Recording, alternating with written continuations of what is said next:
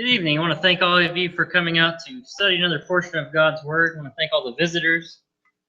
Seems like we have a lot tonight, and I appreciate your presence. If you'll open your Bibles, and we're going to look at Numbers 13 here in just a little bit. And tonight I want to talk about Joshua. And a couple of reasons I wanted to study the book of the man behind the book, the orator and prophet and servant of God is me and Carolyn are expecting a son in September, so we decided to name him Joshua. Of course, my name is Caleb, so Caleb and Joshua kind of fit. So I always wanted a brother to be Joshua, but I never got one, so I got a son now, so looking forward to that. But another reason I wanted to look at Joshua is every house I go into to do an install or do a repair, a lot of them have this scripture I put on the board, but as for me and my house, we will serve the Lord. In Joshua 24:15, the latter part of verse 15. And that is a quote. People have it in their houses. I'm sure many of you probably have it hung in your house somewhere. And what brings him to say that? Why is that such a prominent thing? We have a song about it. We're going to sing in just a little while of standing like Joshua and to be like him in his house. And what does that mean? And most of this sermon will be focused on his early life. Not mainly in the book of Joshua, but everything that is before that I want to look at. So we want to look at where he was, what his lineage is, where he was born. We want to look at his stature as a military commander, as a servant of Moses, and as he's mentioned here in Numbers 13, a spy. And later on in life when he is chosen to be a leader of Israel. So you see he's born in a slave in Egypt. And we see he's an Ephraimite from the tribe of Ephraim in Numbers 13:8. And he's the son of Nun. It says in 1 Chronicles 7:27. And he was born into Egyptian bondage in 1497 BC. And we don't really hear anything about that. We just know from his lifespan of when he was born, tracking his life back from Moses, what age he was when he was born. He had to have been born in Egyptian bondage. There's no scripture that says that, but it has to be a fact if you're, an Israelite in that time, you had to have been born then. And his name is Oshea, which means salvation, which is translated by Moses later in Deuteronomy 32:44. Then Moses came up and spoke all the words of this song in the hearing of the people, he with Joshua, Hoshea, the son of Nun, which Joshua means Jehovah is salvation. So Moses changed it. It doesn't say why he decided to start calling him Joshua. But if you translate Joshua into the Greek, it means Jesus. So, in fact, naming your children Joshua, you're in effect naming them Jesus in some sense. A lot of people name their kids Jesus, meaning Jesus. So you can look at it like that too, that he's Jehovah is salvation, is what his name means and how great that is. We want to look at his first mention in the Bible is as a military commander. He's 50 years old at the time of the Exodus in 1447 BC. So you imagine 50 years old, that's older than all the young people here and maybe a little younger than some of the older people, but 50 years old is pretty old. So he's not a young kid coming out. He's been probably in charge for some time of some things. If you're named the military commander leaving the Exodus, you have to be of some prominent person, some leader. So you have to imagine he was held in some high regard by a lot of people. He's first mentioned before the battle with Amalek, and that's 2 months after the Exodus. So he was chosen by Moses to lead Israel in its first battle. And if You want to look at Exodus 17 and verse 9. It'll be on the board. Then Amalek came and fought against Israel at Rephidim. So Moses said to Joshua, "Choose men for us and go out and fight against Amalek. Tomorrow I will station myself on top of the hill with the staff of God in my hand." And Joshua did as Moses told him, and fought against Amalek. And Moses, Aaron, and Hur went up to the top of the hill. So you see, he's chosen to be the military commander in the first conflict. There's no mention of where he stood before that, as I said, but to be the military commander, you had to have some prominent role, probably in charge of helping them build the pyramids and different things in Egypt. I'm sure he was a prominent person in Ephraim tribe, so that's all the background we really have to know that he was just chosen as the military commander, and that's a pretty prominent role. You could think in today's society, you're in charge of the United States military, that'd be a pretty big responsibility. As the battle comes up here in Exodus 17, verse 11, so it came about when Moses held his hands up that Israel prevailed, and when he let his hand down, Amalek prevailed. But Moses' hands were heavy. Then they took a stone and put it under him, and he sat on it, and Aaron and Hur supported his hands, one on one side and one on the other. Thus his hands were steady until the sun set. So Joshua overwhelmed Amalek and his people with the edge of the sword. Now Amalek is not particularly a person here. It's a tribe of people like Israel. So if you read later, I had to call my dad and talk to him about this, because you read here about Amalek getting beaten, I'm like, hey, they're gone. But if you read later on, it talks about the Amalekites later. So obviously they're still around. So it's not technically a person here, but talking about the people of Amalek and his tribe, the Amalekites, and their people. And it says here in the next verse that, then the Lord said to Moses, write this in a book as a memorial, and recite it to Joshua, that I will utterly blot out the memory of Amalek from under heaven. So he hasn't done it here just yet, but he will in the future blot him out. So as you read later, you will see that he's still a prominent person and they're still around.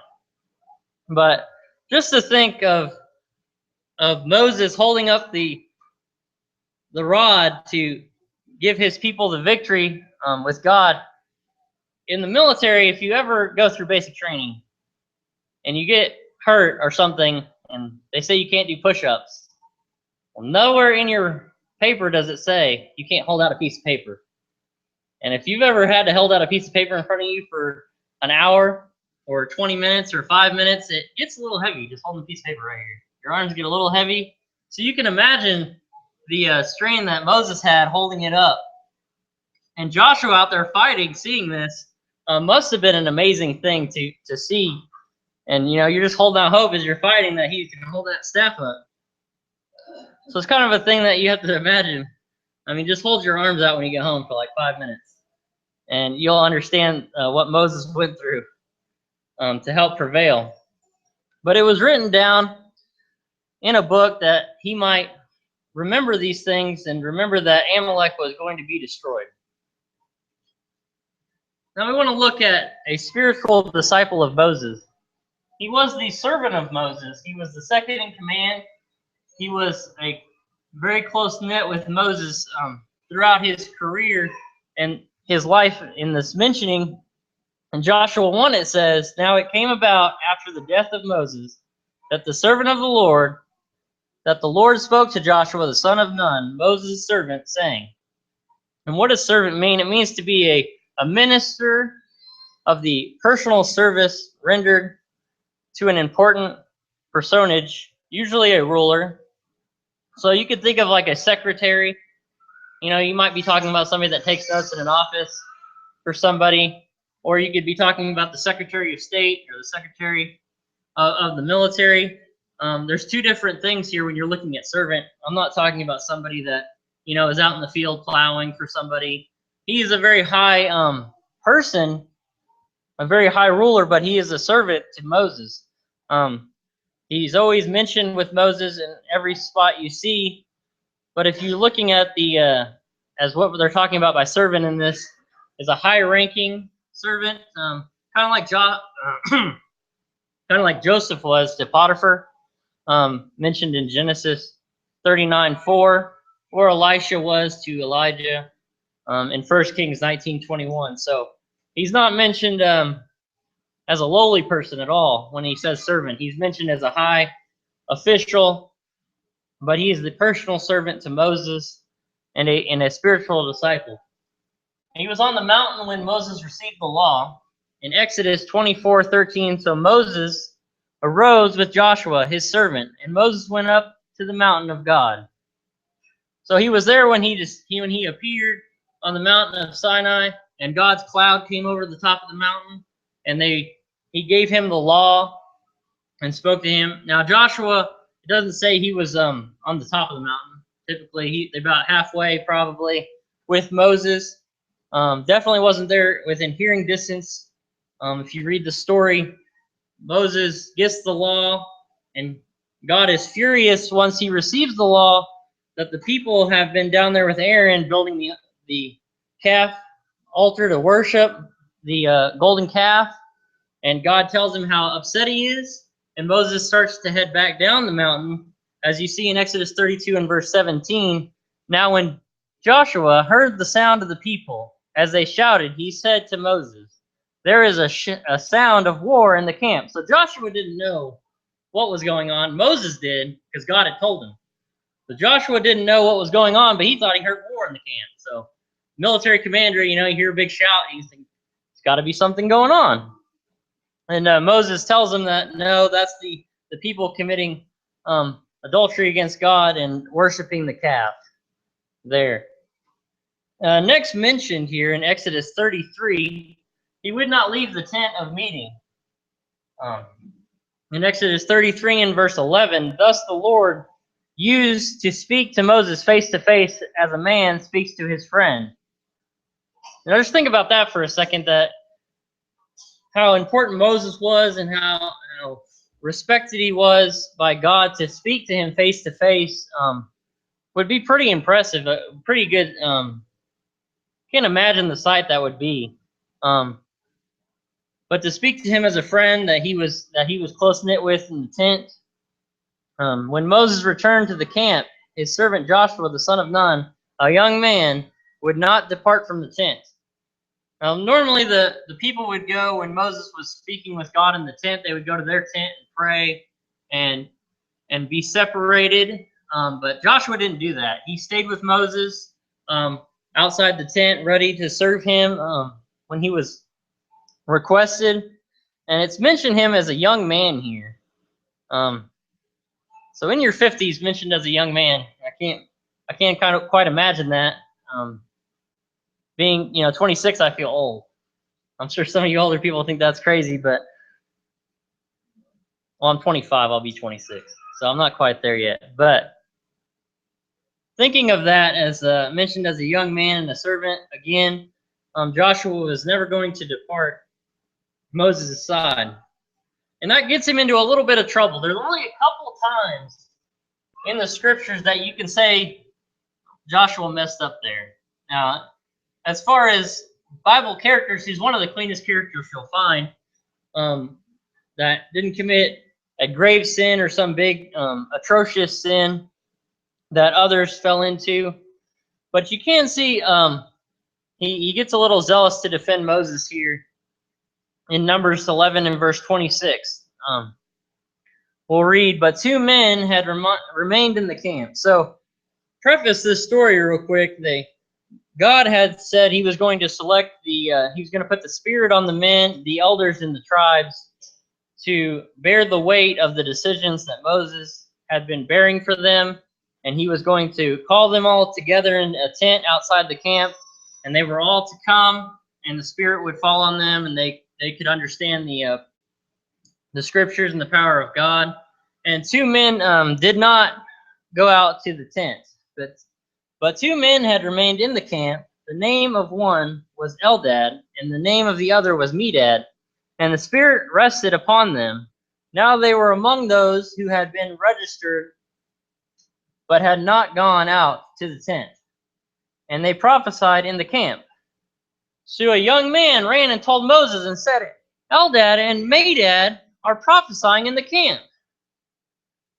There was like some atrocity or something was going on. This young man had to come tell them, like, these people are prophesying.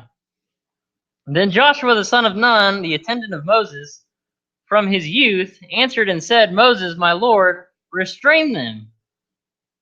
So he gets a little zealous here in trying to defend Moses and his position and of honor. Says they need to go restrain these people. They're prophesying and they're not with the elders and the leaders of the tribes. But Moses said to him, are you jealous for my sake? Would that all the Lord's people were prophets, that the Lord would put his Spirit upon them. Then Moses returned to the camp, both he and the elders of Israel. So Moses tells them, you need to calm down. You need to, wish that everybody could be a prophet of the Lord and that everybody would be able to serve him. So you see him get a little zealous and a little bit acting without thinking about God and asking what God would do. This is one of the only two times I could find. He made a deal with the Moabites later when they're in the land of Israel, or the land of the Promised Land, and he didn't consult God about making the treaty with them.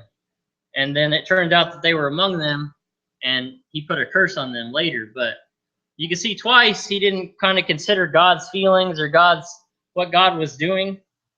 He didn't think to ask about it. He just kind of spoke brashly. So we definitely need to think about our actions and don't be too hasting to throw in our opinion. As you see, it kind of gets him in trouble there and kind of gets rebuked by Moses. But like I said, that's one of the only two times you'll see anything bad said about Joshua. He's a very clean character, a very good servant of God, and he is mentioned as a servant of the Lord. Next mentioned, we're going to look at Numbers 13, like I asked you to turn to, and he's represented he represents Ephraim as the spy to go out and look at the Promised Land. As you see in chapter 13, looks about verse 4 through verse 16. It is mentioned all the names of each tribe and all the people who were called out to go out. So from the tribe of Judah in verse 6, Caleb the son of Jephthah was picked to to represent the tribe of Judah. And then Oshea the son of Nun was represented for Ephraim. And it's mentioned him in verse 16 that these are the names of the men of Moses sent to spy out the land, but Moses called Oshea the son of Nun Joshua. So it kind of gives you a preference there. It goes back to his original name there in verse 8, but it clarifies it in verse 16 that was Joshua who he was talking about. This was about the time of 1445 BC, and he would have been 52 years old when he was picked to go out and be a spy. So you see him as 50 years old leading the army against Amalek. We see just a little bit later on down the road, after they spent the 2 years at Mount Sinai, they go out and he's going to go spy out the land at the age of 52. And in Numbers 14 and verse 6 through 10, we'll look at what his report was when he came back. Joshua the son of Nun and Caleb the son of Jephthah, of those who had spied out the land, tore their clothes, and they spoke to all the congregation of the sons of Israel, saying, the land which we passed through to spy out is an exceedingly good land. If the Lord is pleased with us, then he will bring us into this land and give it to us, a land which flows with milk and honey. So you see, this is right after the people rebelled and gave this bad report, saying these people are giants, they're huge, we can't possibly take this land. You see that Joshua And Caleb stood up and ripped their clothes and tried to plead with the people to listen to their good report. And in verse 9, he says, "Only do not rebel against the Lord, and do not fear the people of the land, for they will be our prey, and their protection has been removed from them, and the Lord is with us. Do not fear them." But all the congregation said, "Stone them with stones." Then glory of the Lord appeared in the tent of meeting to all the sons of Israel. So they said this. If you go back up, all the sons of Israel grumbled against Moses and Aaron, and the whole congregation said to them, "Would that we have died in the land of Egypt, or would that we have died in the wilderness." In verse 3, "Why is the Lord bringing us into the land to fall by the sword? Our wives and our little ones will become plunder. Would it not be better for us to return to Egypt?" So then they said, "Let us appoint a new leader." And then Moses and Aaron fell on their faces in the presence of all the assembly of the congregation of the sons of Israel. So Moses, knowing what's about to happen, falls on his face. He's sorry. Like, you ever watched a fight between your siblings and you know, like, this is not going to end well. And you're just sitting there, like, watching this train wreck happen, and you can't do anything. And that's kind of what Moses feels like. He just can't do anything. He just falls down. But Joshua and Caleb stood up before everybody and said, "Don't do this. Take the land, and God will help you." And of course, the people then still rebelled. So they're given multiple chances here. Talking to Moses and Aaron, and then they talked to Caleb and Joshua. And then the presence of the Lord came down and judged the people. And if you haven't studied this in a while, it's a really interesting chapter to look at. If you want to read chapter 14, you forget what happens to the 10 people that don't support the going into the land. God plagues them right there and kills them. So they're punished right there. And then anybody over the age of 40, over the age of 20, is not going to enter the land. So you got to think Caleb and Joshua were 52. I think Caleb was about 8 years older, so he'd been about 60. Everybody between you and the 20-year-old are going to be dead. All your friends are going to die. You two are going to be the only ones over the age of 20 to enter the land. So it's a big curse here in chapter 14 that he pronounces on the people. But Caleb and Joshua are rewarded for their faith, and they're going to get to go enter the land. "Surely you shall not come into the land in which I swore to settle you, except Caleb the son of Jephthah and Joshua the son of Nun." But Joshua the son of Nun and Caleb the son of Jephthah remained alive out of those men who went out to spy out the land. For the Lord had said of them, "They shall surely die in the wilderness, and not a man left of them except Caleb and Jephthah and Joshua the son of Nun." In Numbers 32, verse 11 to 12, "None of the men who came up from Egypt, from 20 years older and upward, shall see the land I swore to Abraham and to Isaac and to Jacob, for they did not follow me fully, except Caleb the son of Jephthah the Kenizzite and Joshua the son of Nun, for they have followed the Lord fully." So you can see the people are rejected, they're rebuked, and then the 10 are plagued and killed right there. And then just a little later on, the next morning, they don't learn their lesson after the 10 get killed right in front of them. The next morning, they went up and tried to seize the land again.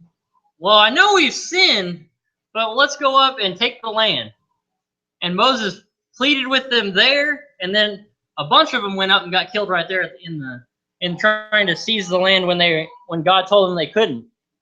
So you got 38 years of wandering in the wilderness, how he killed off all these people through war, through natural disease. A bunch of them obviously got killed trying to enter the land before they were told to.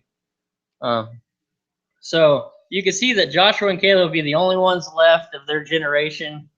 And you always see movies about time travelers, and they're all, they can't find love because whoever they love always dies, and they've been around for thousands of years. I could just imagine that the feeling they must have had to be the only two that served the Lord, that were older, and then everybody else decided to not follow what God said and was ultimately punished for it. There's one thing you have to think about when you're serving the Lord. To no matter what the majority says, always do what you know is right. Plant yourself like a tree in righteousness, and God will get you through it. So we see here just a little bit later on, after the wilderness wandering for the next 38 years, they wandered in the wilderness, and then he was chosen to be the next leader and to lead Israel. This would be at the age of 90 in 1407 BC. And you can tell this because when Moses dies in 1407, it says he was 90 years old. We kind of backtrack his whole life based on that event. But he's commissioned, ordained, and charged with the responsibility of Moses' office here. And we'll look at this as him being already 90 years old. Just preface that in your mind. He's going to go lead the people now and be the commander and lead all these people through all these battles over the next 7 years to proclaim the promised land. And we see that he's appointed, and Moses is going to pray for him here in Numbers 27 and verse 15. Then Moses spoke to the Lord, saying, "May the Lord, the God of spirits of all flesh, appoint a man over the congregation, who will go out and come in before them, and who will lead them out and bring them in, that the congregation of the Lord may not be like sheep, which have no shepherd." So then God selects Joshua in verse 18 through 21. Let's go ahead and turn to Numbers 27, because I do not have 18 through 21 on there.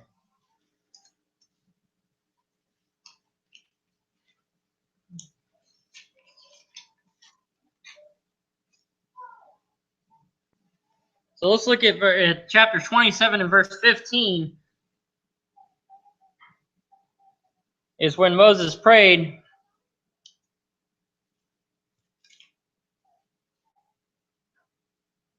So we'll look at verse 18. It says, "So the Lord said to Moses, Take Joshua, the son of Nun, a man in whom the Spirit, and lay your hand on him, and have him stand before Eleazar the priest, and before all the congregation, and commission him in their sight. You shall put some of your authority on him, in order that all the congregation of the sons of Israel may obey him. Moreover, he shall stand before Eleazar the priest, who shall inquire for him by the judgment of the Urim before the Lord at his command. They shall go out, and at his command they shall come in, both he and the sons of Israel, with him, even all the congregation." Let me look at verse 22. Moses did just as the Lord commanded him. And he took Joshua and set him before Eleazar the priest, and before all the congregation. Then he laid his hands on him and commissioned him, just as the Lord had spoken through Moses. So Joshua is chosen here to be the next leader of Israel, and rightfully so, that he is the servant of the Lord, and the Lord chose him. And remember, he's about 32 years older than anybody else. So he is the oldest person besides Caleb that is a little bit older than him. So he is the elder in the tribe, and elder in the land of Israel, and the people of Israel. And he is given the duty of appointing the land. In Numbers 34 and verse 16 through 18, it says, "Then the Lord spoke to Moses, saying, These are the names of the men who shall apportion the land to you for inheritance, Eleazar the priest and Joshua the son of Nun. And you shall take one leader of every tribe to apportion the land for inheritance. So he's given that command that he's going to be that person.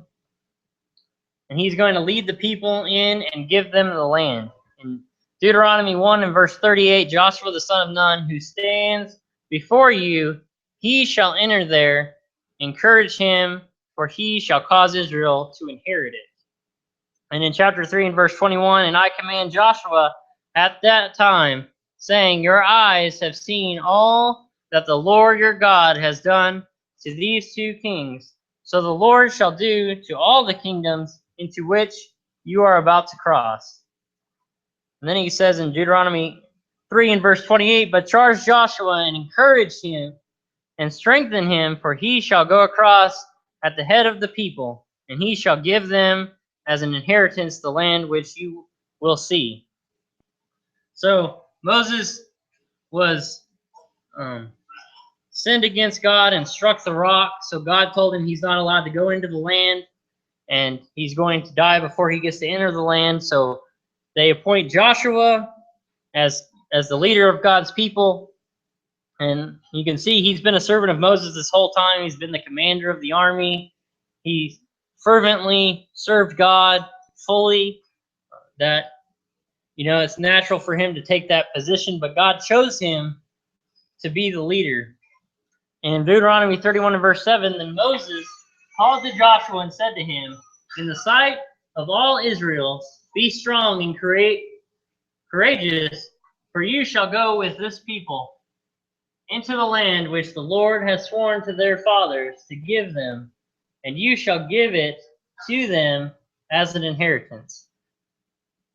So you can see when he's commissioned here in chapter 34 and verse 9, now Joshua the son of Nun was filled with the spirit of wisdom, for Moses had laid his hands on him, and the sons of Israel listened to him and did as the Lord had commanded. So the Lord sends down the Spirit to be with Joshua, that he might speak with authority and to know the Lord's commandments fully. And you see here that the people listened to him, they respected him, obviously, and they respected the Lord at this time, that they've obviously learned from their lesson. They're ready to take the land. They're going to follow Joshua, and they're going to follow him and take the land, the promised land. So as the new leader of Israel, he's given two functions as the leader of Israel. Like he was before, he's still the military leader. In Joshua 1 through 5, now it came about after the death of Moses, the servant of the Lord, that the Lord spoke to Joshua the son of Nun, Moses' servant, saying, Moses, my servant, is dead. Now therefore arise, cross the Jordan, you and all the people, to the land which I am giving to them, to the sons of Israel. Every place on which the sole of your foot treads, I have given it to you, just as I spoke to Moses. From the wilderness and to the Lebanon, even as far as the great river, the river Euphrates, all the land of the Hittites, as far as the great sea toward the setting of the sun, will be your territory. No man will be able to stand before you all the days of your life. Just as I have been with Moses, I will be with you. I will not fail you, or forsake you. So the Lord makes a promise to Joshua that he's going to stand with him, that he's going to help him take the land, and Joshua is going to lead the people into this fight and to rid these people of out of the promised land. And it's got to be encouraging to say God's got your back, that he's going to be there and he's going to stand with you and he's not going to forsake you. And then he's going to be the administrator over the people. Is his second function. So one, he's going to lead the people in military battle and to help take the land. And he's also going to be the administrative responsibility of the office to give the people the land and to give out the inheritance, and also to carry the commandment of the Lord. So it says, if you continue reading in verse 6, be strong and courageous, for you shall give this people possession of the land, which I swore to their fathers to give them. Only be strong and very courageous. Be careful to do according to the law which Moses, my servant, commanded you. Do not turn from it to the right or to the left, so that you may have success wherever you go. So he gives them a little warning. I'm with you. I'm not going to forsake you. But you got to do what I say. You got to do my will. This book of the law shall not depart from your mouth, but you shall meditate on it day and night, so that you may be careful to do according to all that is written in it. For then you will make your way prosperous, and then you will have success. Have I not commanded you? Be strong and courageous. Do not tremble or be dismayed, for the Lord your God is with you wherever you go. And it says in Joshua 13 and verse 7, now therefore apportion this land for an inheritance to the 9 tribes and the half tribe of Manasseh. So he's going to be the military commander that God is with, and he's also going to be the administrator of God's word, and to proportion the land later, and to give out the inheritance. So we see that he's going to lead the people for the conquest over Jericho, the south and the north, and 31 kings. And that takes about 7 years to accomplish all the battles and everything that he's going to go fight. And then he's going to allot the tribes and commitment encouraged there in Joshua 13 through 24. So just to look quickly at some things that Joshua and Moses have in common, some parallels between the two. Joshua was with him, or Jehovah was with him, as with Moses. So God said he was going to be with Moses, and then he tells Joshua the same thing. And then the people pledged to obey him as Moses, so they pledged to follow him just as they did Moses. And they sanctified Israel before Jehovah's miracles as Moses did. The Lord promised to exalt him as he had exalted Moses. And both crossed the water miraculously. And in both instances, the water stood in a heap, and the tribes of Israel crossed on dry ground. So you see the parallels here that God had set before them. There's a lot of parallels between him and Moses. If you start looking at him, it's pretty cool, I think. At the outset of his mission against Jehovah's enemies, he encountered the commander of Jehovah's army and was told, as was Moses, put off your shoes from your feet, for the place where you stand is holy. So he sees the angel of the Lord's army, and he is told to take off his sandals, for where he was standing is holy. And Moses had the same thing happen to him in Exodus chapter 3. Both interceded for the sinning people. So he was the interceder to go into the most holy place and interceded for the sins of the people, and poured out his soul to the Lord. When the people sinned and they lost the battle, and he was so upset that God had abandoned them, and then God said there's sin in the camp. He was interceding for the people there. And both wrote the law on stones. He wrote it in Joshua chapter 8 and verse 32. And Jehovah handed the hearts of their enemies to both of them. At the end of their life work, both Moses and Joshua delivered sterling addresses of appeal and warning to the assembly of Israel, of the Israelites. Both men died at symbolic ages. Moses died at 120, and you see Joshua died, that was 3 full generations for Moses, and Joshua died at 110, which is said to be the ideal lifespan of an Egyptian. So both died at very iconic ages, 120 and then 110. And then you see here the life of Joshua is 90 years in preparation to be God's chosen leader to lead the people of Israel. And he followed under Moses for 40 years. And in 1407 BC is when Moses died. And that's kind of where you can gauge all the lifespan of everybody, because their ages are all listed there. But if we go over a quick review here, he was born a slave in Egypt. So not a very high place to be. You're, working for the Egyptians, building temples. You're a slave. But he gets liberated by God and Moses, and he serves Moses at his right hand in the desert. And then he went in to be a spy into Canaan, and he was basically betrayed by the rest of the people that they didn't want to follow what God said, but he gave a favorable report anyway. And to say he was a spy to go out and spy out the land of Canaan, it says in chapter 13 there that they sent the head of each tribe. So not necessarily the senior person, but one of the heads of the people.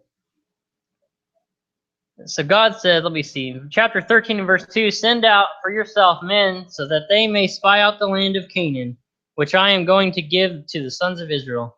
And you shall send out a man from each of their fathers' tribes, every one a leader among them. So I was reading that and think, well, now you got to send out the leader. Surely they didn't send out the head of each tribe. They didn't necessarily send out the elder of each tribe. You wouldn't send out Billy Locke maybe, but you'd probably send Adam in his place. He's the next noble leader in that family, so you would send him. So Joshua was the chosen person from the tribe of Ephraim. So you can see that he was a spy, and there's a great chapter about that whole ordeal. And then he was a warrior. He was the commander of the army, and he led great campaigns from chapters 1 through 12. Just looking at him as a military commander in Joshua, the book of Joshua, is a great feat to see what he did there. And then he was an administrator for the Lord and divided the land. And he was an orator of great speech. He gave some great speeches in his last 2 chapters of his life that were mentioned. We'll look real quickly here. Running a little low on time, but I do want to look at one more thing. If you look at obviously we're not going to get to it tonight, but if you look at just the book of Joshua and what he was able to accomplish, you can certainly talk several sermons, I'm sure, just on the book of Joshua and how great of a man he was to lead these campaigns, but you can see kind of the breakdown of the book there. And the Lord reveals the plan and gives them the land. Well, we'll move on here because we only have a couple more minutes left. You can see, looking at the end of his life and what he had accomplished in the first 90 years of his life and everything that we looked at tonight, the majority of his life was before he was the leader of the Israelite people. But he did some great things. And you'll see what his farewell address is here in Shiloh in Joshua chapter 23 and verse 6 through 11. Be very firm then to keep and do all that is written in the book of the law of Moses, so that you may not turn aside from it to the right hand or to the left, in order that you may not associate with these nations, these which remain among you, or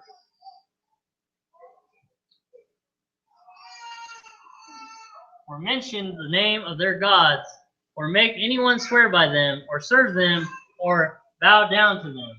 But you are to cling to the Lord your God, as you have done to this day, to take diligent heed to yourselves, to love the Lord your God. So he makes an address to the people to serve the Lord no matter what you do not fall away from them. Do not fall away from him. Do not serve these other gods. Do not serve these other people.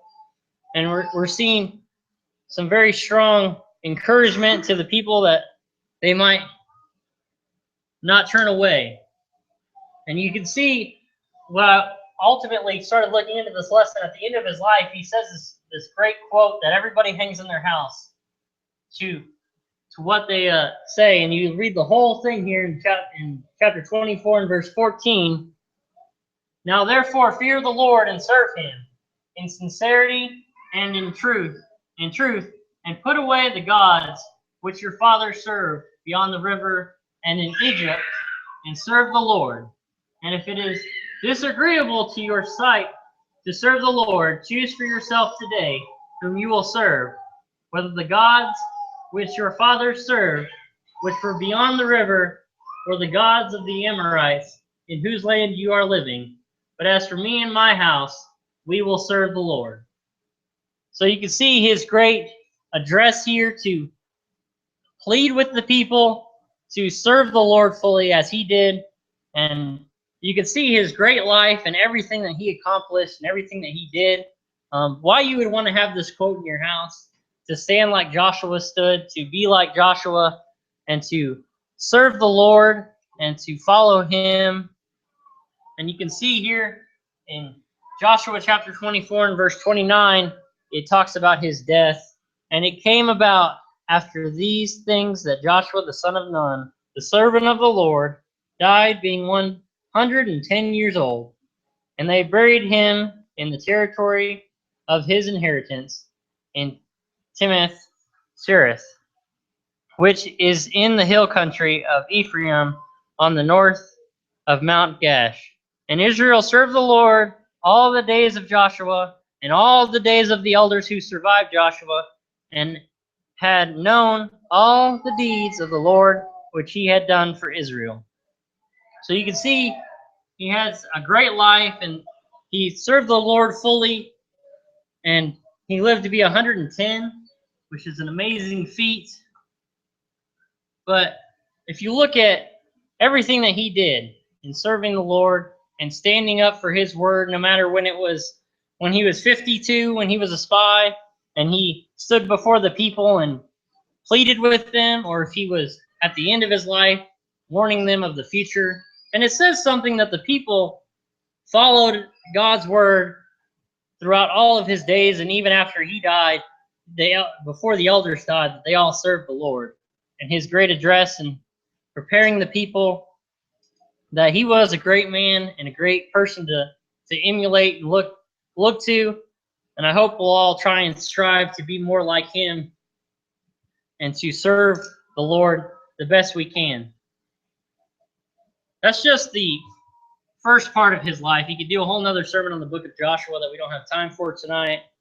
But just think on these things as you live and you look at that quote in your house, that you remember what a great man he was and why we need to stand with him and to serve the Lord. And it's funny because I was thinking about this sermon today, and I'm sitting in Bible class, and we have that exact quote on the board in the back classroom.